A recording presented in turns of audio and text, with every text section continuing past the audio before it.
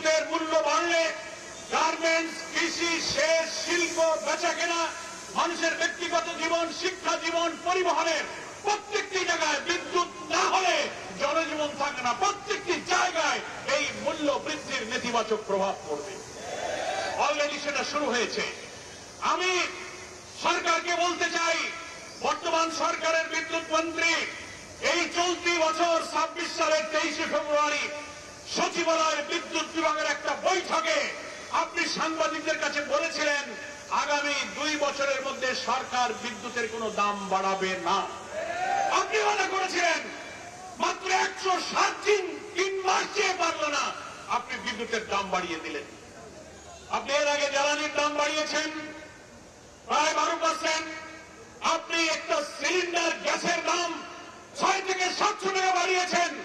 দিন যেতে না যেতেই আবার বিদ্যুতের দাম আপনি প্রায় 20% বৃদ্ধি করেছেন গ্রাহক পর্যায়ে। 6টি স্লটে যে পরিমাণ দাম বাড়িয়েছেন, প্রান্তিক মানুষ, গরিব মানুষ 0 থেকে অন্তত 50 ইউনিট ব্যবহার করে তার ঘরে প্রায় 3 কোটি বিদ্যুৎ গ্রাহকের উপরে আপনি বিদ্যুতের মূল্য বৃদ্ধি করে জনগণের উপরে জুলুম চাপিয়ে দিয়েছেন। তার প্রতিবাদে আমরা আজকে বিক্ষোভ করছি। উচিত ছিল বিদ্যুৎ মন্ত্রীর বা সরকারের তার দেওয়া ওয়াদা রক্ষা করে বিদ্যুতের দাম না বাড়িয়ে বিদ্যুৎ সেক্টরে যে অনিয়ম, যে দুর্নীতি, তারপরে যেখানে সিস্টেম লস, ক্যাপাসিটি চার্জের নামে হাজার হাজার কোটি টাকা লুটপাট হচ্ছে, সেইটা বন্ধ করার ব্যবস্থা দরকার ছিল। সেইটা না আপনি দাম বাড়িয়ে দিলেন।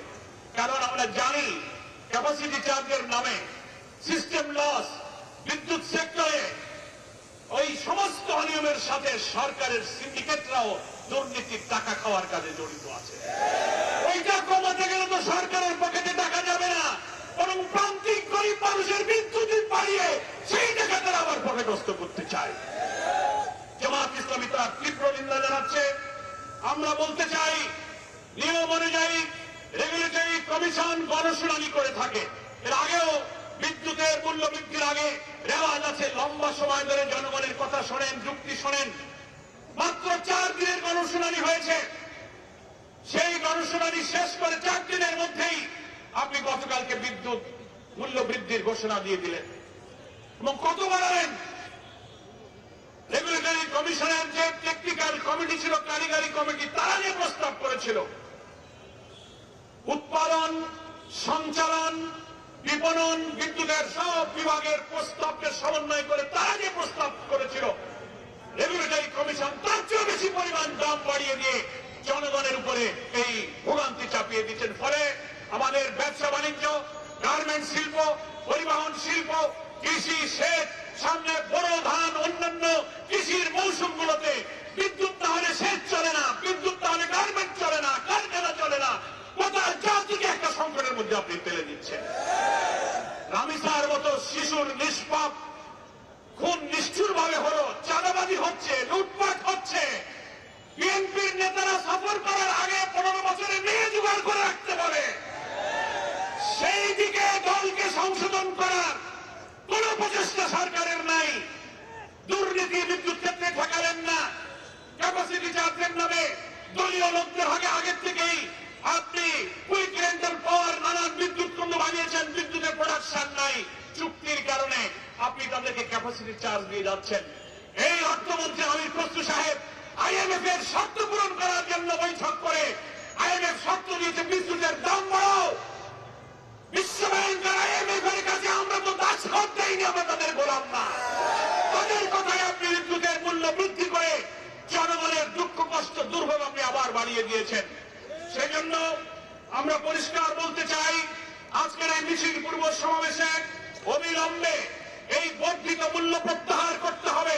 বিদ্যুৎ সেক্টরে আপনি যে দাম বৃদ্ধি করেছেন, এই গ্রাহকদের ভোগান্তি কমে বরং বিদ্যুৎ সেক্টরের সমস্ত দুর্নীতি, অনিয়ম, সিস্টেম লস, অব্যবস্থাপনা এবং হাজার হাজার কোটি টাকা প্রতি বছর যে ক্যাপাসিটি চার্জ, কি বলে, ক্যাপাসিটি চার্জের নামে আপনি যে টাকা দিচ্ছেন সব দলীয় লোকদের পকেটে আছে, এইগুলো বন্ধ করে বিদ্যুৎ সেক্টরকে আপনি রক্ষা করুন।